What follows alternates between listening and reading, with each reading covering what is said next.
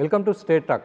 2 దశాబ్దాల క్రితం రాజకీయ జీవితాన్ని ప్రారంభించి ముందుగా శాసనసభ, ఆ తర్వాత లోక్సభలో అడుగుపెట్టారు ఆయన. తరచూ అధికారులతో ఘర్షణకు దిగుతున్నారన్న విమర్శ కూడా ఆయన పైన ఉంటుంది. తాజాగా రాష్ట్రంలో బీజేపీ అధ్యక్ష ఎన్నిక కూడా జరగబోతుంది. రాష్ట్రంలో బీజేపీ రానున్న రోజులు ఎటువంటి కార్యకలాపాలు చేయబోతుంది, అధికారంలోకి రావాలన్న వాళ్ళ లక్ష్యం నెరవేరుతుందా లేదా తెలుసుకునేందుకు మనతో మాట్లాడేందుకు మెదక్ ఎంపీ రఘునందన్ గారు ఉన్నారు. వారితో మాట్లాడి తెలుసుకునే సార్ నమస్తే, వెల్కమ్ టు స్టేట్ టాక్. నమస్తే సార్, మెదక్ ఎంపీగా ఎన్నికయ్యారు, 4-5 నెలలు దాటుతుంది. ఆ నియోజకవర్గ అభివృద్ధి కోసం ఎటువంటి కార్యాచరణ ప్రారంభించారు?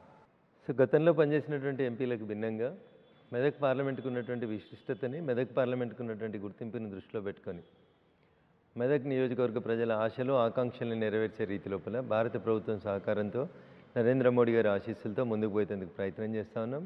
యాజ్ యూ సెడ్, మేము కొత్త 6 నెలలు కూడా కాలేదు, కొత్త గెలిచాం, పార్లమెంట్కి పోయాం.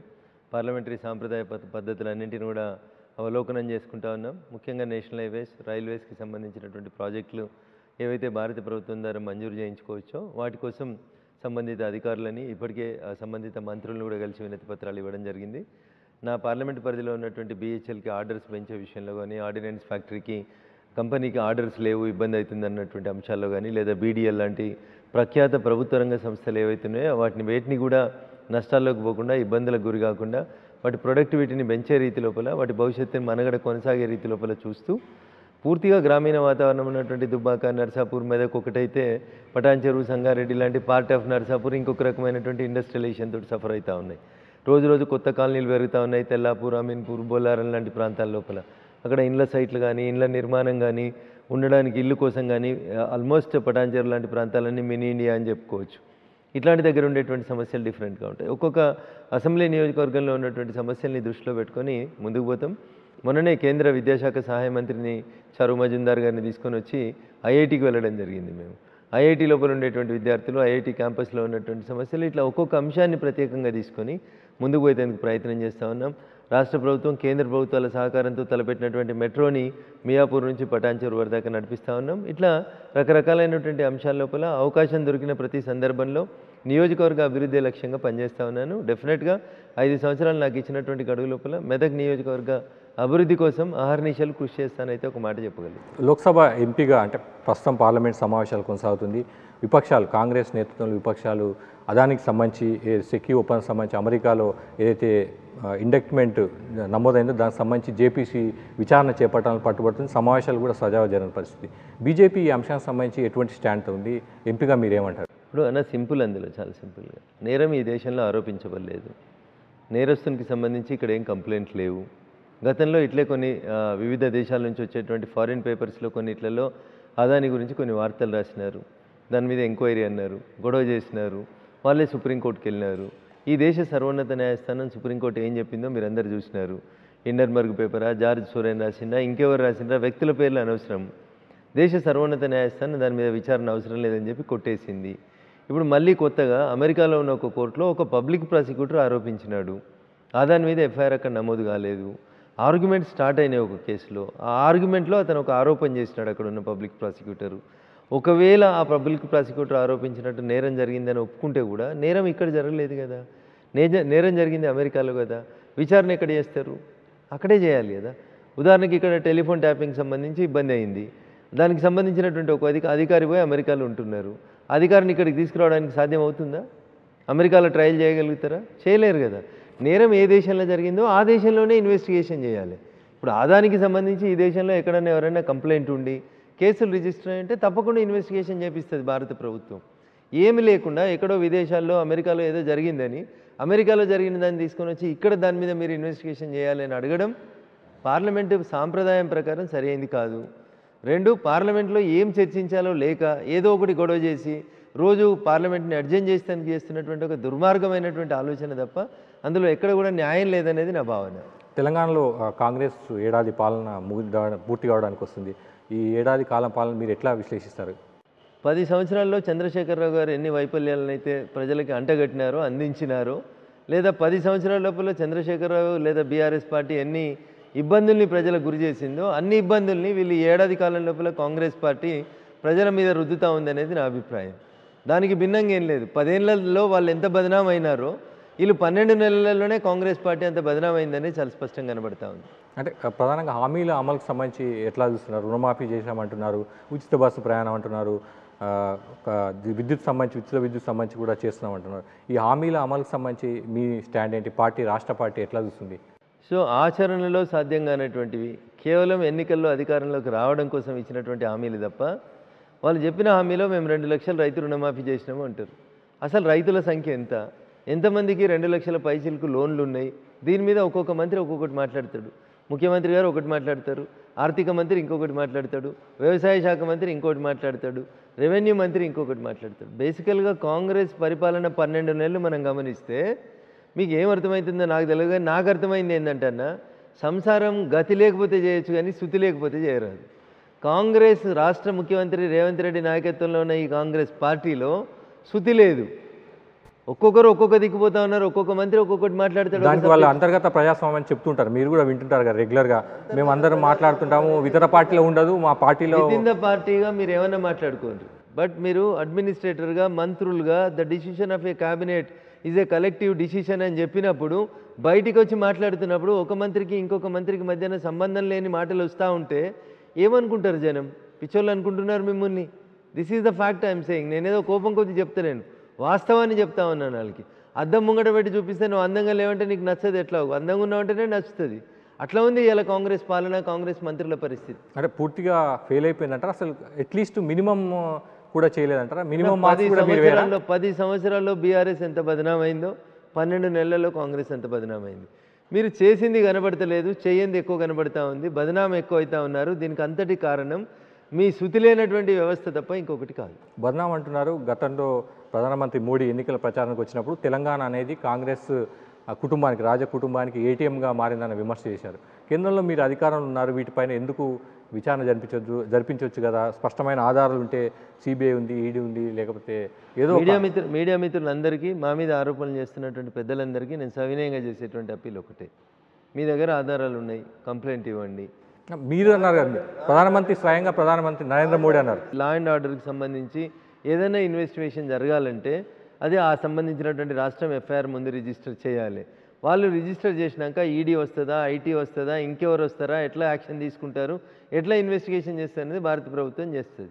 ఇక్కడ దురదృష్టం ఏంటంటే కాంగ్రెస్ మీద మేము చర్య తీసుకున్నా, లేదా ఇతర ప్రతిపక్షాల మీద మేము చర్య తీసుకున్నా ఇమ్మీడియట్గా వచ్చేటువంటి మాట ఏంటంటే మోడీ గారు మా మీద కక్ష సాధిస్తున్నారు, మమ్మల్ని ఎన్నికల్లో గెలవలేక ఏదో చేస్తున్నారనే బదనాం వస్తూ ఉంది. కాబట్టి మేము కొంచెం లిబరల్గా ఉన్నట్టు కనబడతా ఉంది మీకు. బట్ కంప్లైంట్ రిజిస్టర్ అయిన దగ్గర, కేసు రిజిస్టర్ అయిన దగ్గర 100% నిష్పక్షపాతంగా విచారణ కొనసాగిస్తూ ఉన్నాం. ఏ రాష్ట్రంలో అయినా, ఈ రాష్ట్రంలో రేవంత్ రెడ్డి గారు ప్రతిపక్ష నాయకుడిగా ఉన్నప్పుడు, లేదా కాంగ్రెస్ పార్టీ నాయకుడిగా అధ్యక్షుడిగా ఉన్నప్పుడు ఎన్ని మాటలు మాట్లాడిండో మీరు చూసినాం. రింగ్ రోడ్ మీద 1,00,000 కోట్లు పోయినాయి అన్నాడు. ఇలా రింగ్ రోడ్ టెండర్ రద్దు చేసే అధికారం రాష్ట్ర ముఖ్యమంత్రికి ఉంది. ఎందుకు రద్దు చేస్తలేడు? ఫార్మాసిటీలో జాగా తీసుకొచ్చి రెడీ పెట్టిండు. ఆయన ఏదో ఇండస్ట్రియల్ కారిడార్ అంటాడు, పారిశ్రామిక కారిడార్ అంటాడు, ఏదో ఒకటి అంటాడు. ఆ జాగా సేకరించినటువంటి జాగాని నిజంగా ఇండస్ట్రీస్కి ఇవ్వచ్చు కదా. సుమారు 35,000 ఎకరాల భూసేకరణ జరిగి రెడీగా ఉంది. ఫార్మాస్యూటికల్ సిటీగా అక్కడ డెవలప్ చేయి. నీ నియోజకవర్గం డెవలప్ చేసుకోవాలనే నీ ఆలోచన మంచిదే కావచ్చు, కానీ జమ చేసి గుంజుకొని అక్కడ రెడీగా ఉన్నటువంటి పల్లెంలో అన్నం వడ్డించడానికి చేతగానప్పుడు నువ్వు ఇంకేదో చేస్తా అని చెప్తే ఎట్లయితుంది? గతంలో కూడా బీఆర్ఎస్ సంబంధించి కూడా ఆరోపణలు చేశారు. ఇదే ప్రధాని నరేంద్ర మోడీ మొత్తము దోచుకున్నారని. వారికి సంబంధించి ఎటువంటి చర్యలు అంటే కేవలం రాజకీయ విమర్శలకే బీజేపీ పరిమితం అవుతుందా?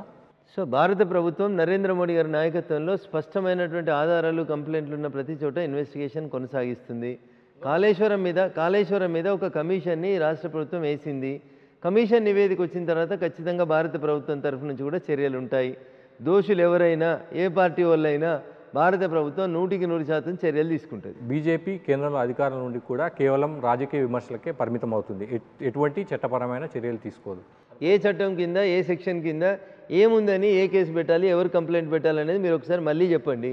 చెప్తే దాని ప్రకారం ఖచ్చితంగా చేస్తాము. సార్ మీరే ఉన్నారు, మీరు ఫిర్యాదు చేయొచ్చు ఒక ఎంపీ కానీ, గతంలో ఎమ్మెల్యే ఉన్నప్పుడు కూడా బీఆర్ఎస్ పైన కానీ మీరు కూడా పలానా ఆధారాలనే మా ప్రధానమంత్రి గారు చెప్పారు, వీటికి సంబంధించి మీరు విచారణ చేయండి అని కేంద్ర దర్యాప్తు సంస్థలకు మీరు చేయొచ్చు. గతంలో మీరు ఫామ్ హౌస్ కేసు సందర్భంలో కూడా ఈడీ విచారణ చేయమని లేఖ ఇచ్చారు. సో ఫామ్ హౌస్ దాంట్లో మీరు ఒకటి అర్థం చేసుకోవాలి, ముందు ఒక ఎఫ్ఐఆర్ రిజిస్టర్ అయింది. నేను మళ్ళీ అదే చెప్తా ఉన్నా, ఈ రాష్ట్రానికి లేదా ఏ రాష్ట్రానికి సంబంధించిన కేసులలో అయినా ఒక ఎఫ్ఐఆర్ నమోదై ఉంటే, ఒక కేసు నమోదై విచారణ జరుగుతున్నప్పుడు కేంద్ర విచారణ సంస్థల నుంచి విచారణ కొనసాగించమని అడగవచ్చు. ఎక్కడ ఎఫ్ఐఆర్ కాని చోట అడగలేము. కాళేశ్వరం మీద ఇప్పుడు అవకాశం ఉంది, ఎందుకంటే కాళేశ్వరంలో అది కూలిపోయి కుంగిపోయి ఎఫ్ఐఆర్ నమోదైన తర్వాత ఇప్పుడు అడగడానికి అవకాశం ఉంది. బట్ ఆల్రెడీ ఒక రిటైర్డ్ జడ్జి చేత ఒక కమిషన్ వేసి విచారణ జరిపిస్తూ ఉన్నారు. విచారణ నివేదిక వచ్చిన తర్వాత మళ్ళీ అందరికంటే ముందు మీరే చూస్తారు కదా, ఇదే రఘునందన్ అదే కేంద్ర సంస్థలకు కంప్లైంట్ ఇస్తాడు, విచారణ ముందుకు సాగుతుంది అనేది మీరు విశ్వాసంగా ఉండొచ్చు. రఘునందన్ ప్రధానంగా ఈడీ కానీ సిబిఐ కానీ కేసులు నమోదు చేసిన తర్వాత సోదాలు చేసిన తర్వాత వాటికి సంబంధించిన అధికారిక ప్రకటన చేయిస్తారు, మీరు చూస్తుంటారు, మీరు న్యాయవాది కూడా. కానీ పొంగులేటి శ్రీనివాసరెడ్డికి సంబంధించి ఇంట్లో సోదాలు జరిగిన తర్వాత ఈడీ ఇప్పటికీ ప్రకటన చేయలేదు అఫీషియల్గా. ఇదే అంశాన్ని బీఆర్ఎస్ పార్టీ పదే పదే ప్రస్తావిస్తుంది. కాంగ్రెస్ బీజేపీ ఒకటే ములాఖత్ అయ్యారు, అందుకోసమే దానికి సంబంధించి ఎటువంటి సమాచారం బయటకు ఇవ్వాలంటారు, మీరేమంటారు? ఏదైనా టెక్నికల్గా అక్కడ జరిగినటువంటి సంఘటన ఏముంది, ఆ రోజు రైడ్ చేసినటువంటి ఐటీ అధికారులు లేదా ఈడీ అధికారులు మీడియాని ఎందుకు దూరంగా ఉంచినారనేది I can't answer all those questions, ఎందుకంటే it is not my duty. But జనరల్గా మీరే చెప్తారు అన్ని కేసులలో. ఇప్పుడు పటాన్చెరు ఎమ్మెల్యే గారి ఇంటి మీద రైడ్ జరిగింది, బయటకు వచ్చి ప్రెస్ మీట్ పెట్టి చెప్పలేదు వాళ్ళు, చాలా సందర్భాల్లో చెప్పరు. దాని అర్థమైంది ఈడీ వాళ్ళతో ములాఖత్ అయిందంటారా? టీఆర్ఎస్ పార్టీ ఆడలేక మధ్యలోడిందని, జనానికి ఎందుకు దూరమైనమని ఆత్మ పరిశీలన చేసుకోవడానికి సిద్ధంగా లేక ఎంతసేపు ఎదురుగున్న వాళ్ళ మీద బురద జల్లే కార్యక్రమం తప్ప భారతీయ జనతా పార్టీ కాంగ్రెస్ ఎప్పుడన్నా ఈ దేశంలో ఎక్కడన్నా కలిసి పోటీ చేయడం జరిగిందా అన్న? జరగని దాన్ని బీజేపీ కాంగ్రెస్ ఒకటి అని కేటీఆర్ మాట్లాడితే దాన్ని ఎట్లా అర్థం చేసుకుంటాం? నేను ఆరోపిస్తలేను, వాస్తవమే చెప్తున్నా మీతోటి. ఇప్పుడు అదేదో జన్వాడ ఫామ్ హౌస్లో పోలీసు వాళ్ళు రైడ్ చేసిర్రు, ఒక ఆయన డ్రగ్స్ తీసుకున్నట్టు వాళ్ళ పరీక్షలో తేలింది. అక్కడ దావత్కి వచ్చిన ఆయన దగ్గర డ్రగ్స్ పరీక్షలో రక్త నమూనాలో దొరికిండు. మరి ఆ పార్టీని ఆర్గనైజ్ చేసిన కేటీఆర్ బామ్మర్ది మీద ఇవాళ దాకా రేవంత్ రెడ్డి బాగా మాట్లాడతాడు కదా, కేటీఆర్ డ్రగ్స్, కేటీఆర్ బామ్మర్ది డ్రగ్స్ అంటాడు కదా. మరి కేటీఆర్ బామ్మర్దికి ఈ రోజు దాకా డ్రగ్స్ టెస్ట్ ఎందుకు చేస్తలేరన్న? నెల దాటిపోయేదాకా ఎందుకు అవకాశం ఇస్తున్నారు? పార్టీ ఆర్గనైజ్ చేస్తే అక్కడికి వచ్చిన వాళ్ళ దాంట్లో ఒకటికి దొరికిందన్న, కేటీఆర్ బామ్మర్దిని ఎందుకు చేస్తలేడు? కేటీఆర్ రేవంత్ రెడ్డి మాట్లాడుకొని బీజేపీకి స్పేస్ ఇవ్వద్దని చెప్పి రోజు తిట్టుకుంటారని నేను చెప్పొచ్చు కదన్న. సో అది కాకుండా ఇన్వెస్టిగేషన్ని ప్రాపర్గా చేయమని అడుగుతా ఉన్నాం మేము.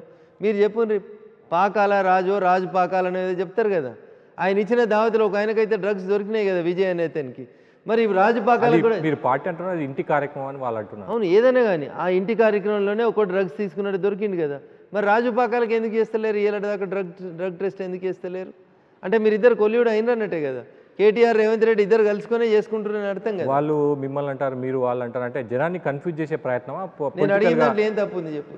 మీ దగ్గర డ్రగ్స్ దొరికింది, దావత్ ఇచ్చినోడిని చెక్ చేయమని నేను అడుగుతున్నా, చేయాలనే వద్దా? చేయాల్సిందే. రేవంత్ రెడ్డి కేటీఆర్ మ్యాచ్ ఫిక్సింగ్ అని చెప్పడానికి ఇంతకంటే ఎక్కువ సబూత్ ఏం కావాలి మీకు? ఓకే, ఈ అంశానికి సంబంధించి కాకుండా జనరల్గా బీఆర్ఎస్ ఏమంటుందంటే బీజేపీ కాంగ్రెస్ అంటుంది, బీజేపీ వాళ్ళని ఒక ఆధారం చూపెట్టమని చెప్పి మాట్లాడు. నేను ఒక ఆధారంతో చూపి మీరు ఇలా అన్నారు కదా, పొంగులేటిది పటాన్చెరు ఎమ్మెల్యేది ఉంది, ఇంకా చాలా మందిది ఉంది. అట్లాంటి కేసులలో ఈడీ అనౌన్స్ చేస్తలేదు, చాలా సందర్భాల్లో చేయలేదు. తమిళనాడులో ఒక డిఎంకే ఎంపీ ఇంట్లో రైడ్ జరిగింది కూడా చేయలేదు, వాళ్ళు అఫీషియల్ రిపోర్ట్ చేయలేదు. ఇట్ ఈస్ నాట్ మ్యాండేటరీ అనేది మీరు గుర్తుపెట్టుకోమని చెప్తున్నా నేను. పటాన్చెరు ఎమ్మెల్యే మైపాల్ రెడ్డి గారి ఇంట్లో జరిగితే మైపాల్ రెడ్డి గారు వచ్చి చెప్పిండు నా ఇంట్లో ఏం దొరకలేదని, కానీ ఈడీ ఏం చెప్పలేదు, ఐటీ ఏం చెప్పలేదు. రాష్ట్రానికి సంబంధించినంత వరకు హైడ్రా కానీ మూసీకి సంబంధించి కానీ హైడ్రా విషయంలో మీరు పూర్తి స్థాయిగా సమర్థిస్తున్నారా కాంగ్రెస్ ప్రభుత్వాన్ని, లేకపోతే కాంగ్రెస్ ప్రభుత్వ చర్యలని హైడ్రాతో ముందుకు వెళ్ళడాన్ని? సరే, మీరు రెండు విషయాలు గుర్తుపెట్టుకోవాలి. హైడ్రా మూసీ రెండు వేరు అంశాలు. మూసీ సుందరీకరణ అనేటువంటి అంశానికి వచ్చినప్పుడు టీఆర్ఎస్ కాంగ్రెస్ రెండు కూడా తలా పాపం తిలా పిడికడు అన్నట్టు ఇద్దరు కలిసి చేసిర్రు. వాళ్ళు నోటీసులు రెడీ చేసిర్రు, వీళ్ళు చేసిర్రు. అధికారంలో ఉన్నప్పుడు వాళ్ళు ఏం చేసిరో ఇలా అధికారంలోకి వచ్చినా కాంగ్రెస్ అదే చేస్తూ ఉంది. ఆ రోజు ప్రతిపక్షంలో కాంగ్రెస్ ఏం మాట్లాడిందో ఇలా ప్రతిపక్షంలో టీఆర్ఎస్ కూడా అదే మాట్లాడుతూ ఉంది. మూసీ సుందరీకరణ లోపల ఎవరికో ఏదో చేయాలనేటువంటి తపన ముఖ్యమంత్రి గారికి ఉంది అని అర్థమవుతుంది. నిజంగా మూసీ సుందరీకరణ చేయాలంటే భాగ్యనగరంలో ఉన్నటువంటి ఆ 10-12 కిలోమీటర్ల ఏరియాని వదిలేసి ఆ బయట ఆయనకు నిజంగా డెవలప్మెంట్ చేయాలనుకుంటే మాళ్ళకో ఇంకా దేనికో ఇవ్వనియండి, ఇబ్బంది ఏం లేదు. మూసీని నిజంగా శుభ్రపరచాలనుకుంటే ఆ పక్కన ఈ పక్కన ఒక రిటైనింగ్ వాల్ కట్టమని ఉండ్రి, ఆ వాల్ లోపల వచ్చినటువంటి ఇళ్ళలోకి తీసుకొచ్చి ఒక మంచి ఇల్లు కట్టిమని ఉండ్రి. 2013 భూసేకరణ చట్టాన్ని కాంగ్రెస్ పార్టీ యూపీఏ 2 తీసుకొచ్చింది, దాన్ని అమలు చేయమని మల్లన్న సాగర్లో రైతులకు అది ఇవ్వమని 48 గంటలు నిరాహార దీక్ష చేసిండు రేవంత్ రెడ్డి, అప్పటి కాంగ్రెస్ వర్కింగ్ ప్రెసిడెంట్ హోదా లోపల. ఇలా అదే 2013 భూసేకరణ చట్టం ప్రకారం ఇక్కడ కూడా భూసేకరించినటువంటి సందర్భం లోపల మూసీ లోపల రిటర్నింగ్ వాల్ లోపల ఎవరైతే వస్తారో వాళ్ళకందరికీ నష్టపరిహారం ఇవ్వండి అని అడుగుతున్నాం. This is about Musi. హైడ్రాకి సంబంధించి చెరువులు, కుంటలు, నాలాలు, బఫర్ జోన్లో ఉన్నటువంటి అంశాలని రక్షించమని సుప్రీంకోర్టు చాలా స్పష్టంగా చెప్పింది. దాన్ని అమలు పరుస్తున్నటువంటి సందర్భంగా అది మంచిది అని నేను చెప్పడం జరిగింది. చెరువులలో, కుంటల్లో, నాలాల్లో కట్టినటువంటి కబ్జాలన్నీ తొలగించడం మంచిది అని చెప్పినాం. దాని అర్థం నేను కాంగ్రెస్ పార్టీకి సపోర్ట్ చేసినట్టు కాదు. నేను ఎక్కడ కూడా రేవంత్ రెడ్డి మంచిగా చేస్తుండని చెప్పలేదు, హైడ్రా మంచిది అని చెప్పలేదు. The actions taken by Ranganath in dismantling buffer zone constructions is good అని చెప్పినాను.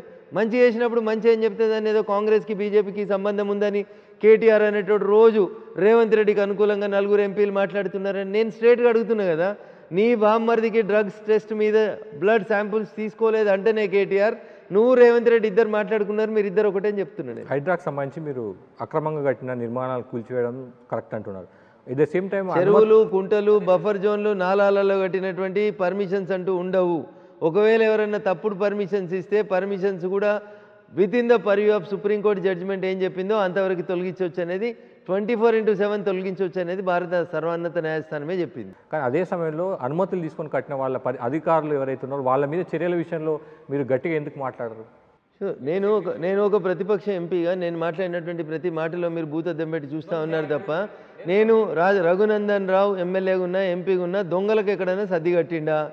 రఘునందన్ రావు పోలీసు వాళ్ళతో కొట్లాడుతున్నాడు. ఎందుకు కొట్లాడుతున్నాడు? పోలీసు వాళ్ళు చట్టాన్ని సరిగా అమలుపరచకపోతే పోలీసు వాళ్ళతో కొట్లాడుతున్నాను. తప్పు చేస్తే పోలీసు వాళ్ళు కూడా తప్పు చేస్తున్నారు అని చెప్తున్నా. రేపు హైడ్రా తప్పు చేస్తే రంగనాథ్ గారు మీరు తప్పు చేసిరు అని చెప్తా. నేను రంగనాథ్ గురించి కదా సార్, ఎవరైతే అనుమతులు వచ్చినాకనే ఆ కుంటల్లో చెరువులో కడుతున్నారు వాళ్ళ విషయంలో స్ట్రాంగ్గా మీరు వాళ్ళ మీద ఎందుకు చర్యలు తీసుకోవాలని ఎందుకు డిమాండ్ చేయాలనేది పాయింట్. ఆ అనుమతులు ఇచ్చినటువంటి అధికారులను రిమాండ్ చేయండి, వాళ్ళ ఇంక్రిమెంట్లు ఆపుండ్రి, వాళ్ళ జీతాలు ఆపుండ్రి, నష్టపోతున్నటువంటి వ్యక్తుల కుటుంబాలు ఏవైతున్నాయో వాటికి వాళ్ళ జీతాలకి రికవరీ చేసి వాళ్ళకి డబ్బులు ఇవ్వండి. ఇంతకంటే క్లారిటీ ఏం చెప్పాలి? ప్రభుత్వ యంత్రాంగంతో అంటే ఉన్నతాధికారులతో కన్ఫ్రంటేషన్ రఘునందన్ రావుకి ఇష్టమా అని అంటే ఏమంటారు సార్? తప్పు చేసినా అని చెప్తే వాడు గొడవకు వస్తే నేనేం చేస్తా అన్న?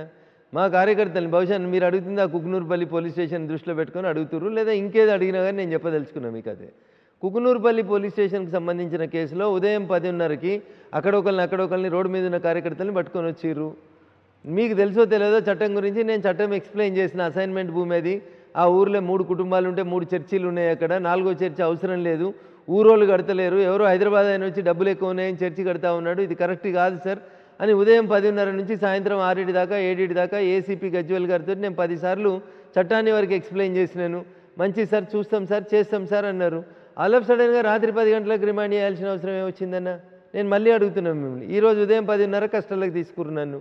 రేపు ఉదయం 10:30 దాకా నన్ను పోలీస్ స్టేషన్లో ఉంచుకోవడానికి చట్టం పోలీసు వాళ్ళకి అనుమతి ఇచ్చింది కదా.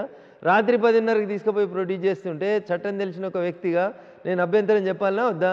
అభ్యంతరం ఒక ఎంపీగా లేకపోతే స్థానిక డిఎస్పీ గారికి చెప్పినా, ఏసీపీ గారికి చెప్పినా వింటలేరు.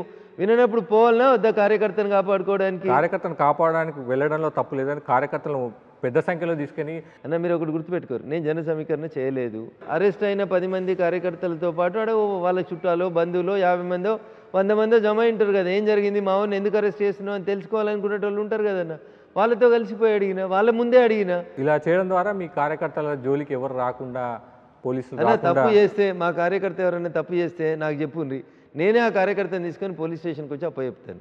తప్పు చేయకుండా అమాయకుల్ని అన్యాయంగా అర్ధరాత్రులు అపరాత్రులు మీరు తప్పు చేసి మీ తప్పుల్ని కప్పిపుచ్చుకునేందుకు మా కార్యకర్తల్ని రిమాండ్ చేస్తా అంటే రఘునందన్ రావు అయితే ఊకోడు. మీరు దానికి ఏం చెప్పుకున్నా నాకేం బాధ లేదన్న. నా కార్యకర్త కంటే ఎక్కువ ఏం లేదు. కార్యకర్తను కాపాడుకోలేకపోతున్నాడు, మెదక్ ఎంపీ అయినా చెడ్డ పేరు నేను తెచ్చుకోవడానికి ఇష్టపడను. నేను కార్యకర్తల కోసం I will go to any extent.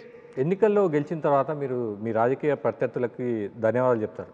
Dubbaka ఉప ఎన్నిక తర్వాత జోయల్ డేవిస్ ఐపీఎస్ అధికారి చెప్పారు. మొన్న లోక్సభ ఎన్నికల్లో గెలిచిన తర్వాత మాజీ మంత్రి హరీష్ రావు గారు చెప్పారు. ఏది సరే అంటే ఏం చెప్పదలుచుకున్నారా? అలా అనడం వల్ల పార్టీ శ్రేణులకు, పార్టీ నాయకత్వానికి చెప్తుంటారు అందరూ, కానీ మీ రాజకీయ ప్రత్యర్థులకు చెప్పడం ద్వారా ఏంటి అంటే ఇప్పుడు నా శత్రువు నా మీద ఎంత టార్గెట్ చేస్తే నేను అంత అలర్ట్గా ఉంటా కదా.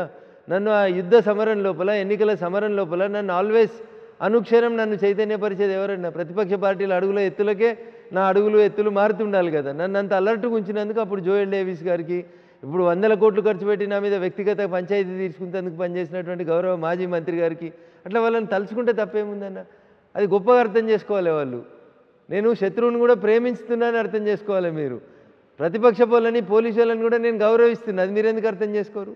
గతంలో ఈ ఉప ఎన్నిక సందర్భంలో కూడా జోయల్ డేవిస్ విషయంలో కానీ, అప్పటి అంజనీ కుమార్ విషయంలో కూడా తీవ్రమైన వ్యాఖ్యలు చేశారు. ఇప్పుడు కూడా కట్టుబడి ఉన్న వ్యాఖ్యలకి పోలీసు వాళ్ళు ఎక్స్ట్రా చేసిర్రు అని చెప్తున్నా. ఆ రోజు చెప్పినా ఈ రోజు చెప్తా ఉన్నా.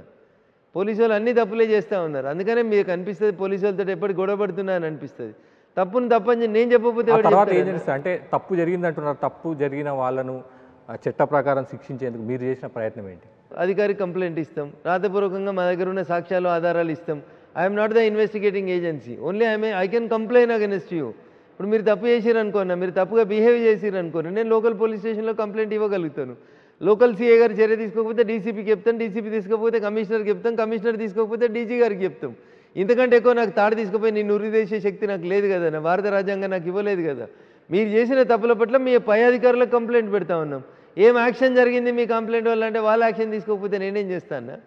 వెంకట్రామరెడ్డి అన్నట్టు ఆయన ఓటుకు డబ్బులు ఇట్లా పంచిండు అని పోలీస్ స్టేషన్లో దొరికి పట్టించినాం. పోలీసు వాళ్ళు ఇంకా చర్య తీసుకుంటలేరు. ఏం చేసిరు మీరంటే ఏం చేస్తాం? కోర్టుకు పోతాం, చెప్తాం, వాళ్ళ పై అధికారులకు చెప్తాం, కంప్లైంట్ చేస్తాం. నథింగ్ మోర్ దెన్ దట్ కదా. అంతకంటే ఎక్కువ నాకు చేయడానికి నాకు ఏమి ఇచ్చిండు శక్తి? నన్ను ఆ జడ్జి కుర్చీలోనో ఆ పోలీసు కుర్చీలోనో కూర్చోబెడితే తప్పకుండా ఏం చేయాలో చేస్తాను. రాష్ట్ర బీజేపీ సంస్థాగత ఎన్నికలు జరుగుతున్నాయి. రాష్ట్ర అధ్యక్షుడిగా ఎవరయ్యే అవకాశం కనిపిస్తుంది సార్? రేస్లో ఉన్నారా మీరు? రేస్లో ఉన్నారా? భారతీయ జనతా పార్టీ కార్యకర్తనే భారతీయ జనతా పార్టీకి అధ్యక్షుడు అవుతాడు. రేస్లో ఉన్నారా మీరు? అధ్యక్ష పదవి పార్టీ అధిష్టానం పిలిచి రఘునందన్ నీకు పదవి సూట్ అవుతుంది అని చెప్తే తప్పకుండా చేస్తాను. పిలిచే అవకాశం ఉందా? పిలుస్తారు, అడుగుతారు, అందరిని అడుగుతారు. ఒపీనియన్స్ అడగకుండా ఎట్లుంటారు? రాష్ట్రంలో పాపులర్ లీడర్ ఎవరంటే ఏం చెప్తారు సార్? రాష్ట్ర బీజేపీలో ఇప్పుడు జాతీయ స్థాయిలో చూస్తే ఒక నరేంద్ర మోడీ, అమిత్ షా అని పార్టీ కార్యకర్తలు చెప్తుంటారు. రాష్ట్ర నాయకత్వానికి సంబంధించిన వరకు చూస్తే ఎవరు? చాలా మంది ఉన్నారు కదా మా పార్టీలో. డాక్టర్ లక్ష్మణ్ గారు, కిషన్ రెడ్డి గారు, బండి సంజయ్ గారు, ఈటల రాజేందర్ గారు, డీకే అరుణ గారు, ఇట్లా చాలామంది సీనియర్స్ ఉన్నారు, చాలామంది పేరున్న నాయకులు ఉన్నారు, పార్టీ కోసం పనిచేస్తున్న నాయకులు ఉన్నారు. వచ్చే 4 ఏళ్ళు బీజేపీ భవిష్యత్తు ఏం కనిపిస్తుంది సార్? అంటే గతంలో 2018 ఎన్నికల సమయంలో మేము అధికారంలోకి వచ్చామని చెప్పారు. దాదాపుగా వచ్చేసినట్టుగానే మీరు చెప్పే ప్రయత్నం చేశారు. అలా మాటలు కూడా ఉండేవి, కానీ ఫలితాలు చూస్తే వేరే రకంగా ఉన్నాయి. వచ్చే 4 ఏళ్ళు బీజేపీ ప్రయాణం ఎలా ఉండబోతుంది? ప్రజల మద్దతు కూడా కొట్టుకొని ప్రజల ఆశీస్సులతోటి ఇంతింతాయి వటుడింతాయి అన్నట్టు దేశంలో ఎట్లయితే విస్తరిస్తున్నామో అట్లే తెలంగాణలో కూడా విస్తరిస్తాం. తెలంగాణలో కూడా అధికారంలోకి రావడానికి పనిచేస్తాం, ప్రయత్నం చేస్తాం. ఇటీవల జరిగిన అసెంబ్లీ ఎన్నికల్లో ఫలితాలు ఆశించినంతగా రాలేదు. అదే నేషనల్ ఎలక్షన్కి వచ్చే వరకు కాంగ్రెస్తో పోటీపడి మహారాష్ట్రలో మేము 148 పోటీ తెలంగాణ అసెంబ్లీ ఎన్నికలకు సంబంధించి ఆశించిన ఫలితాలు రాలేదు. లోక్సభ విషయానికి వస్తే కాంగ్రెస్తో పోటీ పడి సమానంగా సీట్లు గెలుచుకున్న పరిస్థితి. ఎందుకు ఎక్కడ ప్రాబ్లం ఉంది అంటే నేషనల్ లీడర్షిప్ పైన ప్రజల్లో నమ్మకం ఉంది, రాష్ట్ర నాయకత్వంపై ప్రజల్లో నమ్మకం లేక ఈ పరిస్థితి రాష్ట్ర బీజేపీది. ఇప్పుడు బీజేపీ అంటే ఒకటే ఉంటుంది, గల్లీలో ఒక బీజేపీ, ఢిల్లీలో ఒక బీజేపీ ఉండదు. రాష్ట్ర నాయకత్వం ఫలితాలు అలా రాలేదు కదా మరి. రాష్ట్ర నాయకత్వం కేంద్ర నాయకత్వం సమిష్టిగా కలిసి ఆలోచించి రాష్ట్ర పార్టీకి ఏది మంచి అనుకుంటే అది చేస్తారు. But our continuous effort will stand as it is. పార్టీని అధికారంలోకి తెచ్చేదాకా మా పార్టీ ఈ పోరాటాన్ని కొనసాగిస్తుంది, మేము కూడా ఈ పోరాటాన్ని 5 ఏళ్ళు అంటే 4 ఏళ్ళు ఇంకా కాంగ్రెస్ పాలన ఉంది, ఇంకా కాంగ్రెస్ ప్రభుత్వ పాలన పూర్తి స్థాయిలో హామీలు అమలు చేస్తారని మీరు అనుకుంటున్నారు సార్? 4 ఏళ్ళు కంప్లీట్గా ఉంటారంటారా మీరు?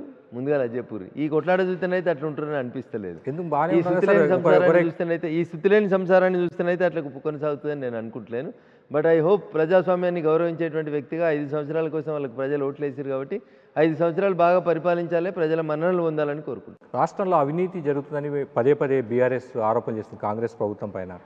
దీనిపైన మీరేమంటారంటే కేంద్రంలో అధికారంలో ఉన్న పార్టీగా గురువింద గింజ తన నలిపారు కదా అన్నట్టు టీఆర్ఎస్ వాళ్ళు 10 ఏళ్ళు చేసింది వీళ్ళు చేస్తూనే ఉన్నారు. వాళ్ళు ఏం చేసారో వీళ్ళు అదే చేస్తూ ఉన్నారు. వీళ్ళకి అది అర్థం కాకపోతే మనం ఏం చేస్తామన్నా చేయలేము. ఫైనల్గా బీజేపీ క్యాడర్కి ఏం చెప్పదలుచుకున్నారు?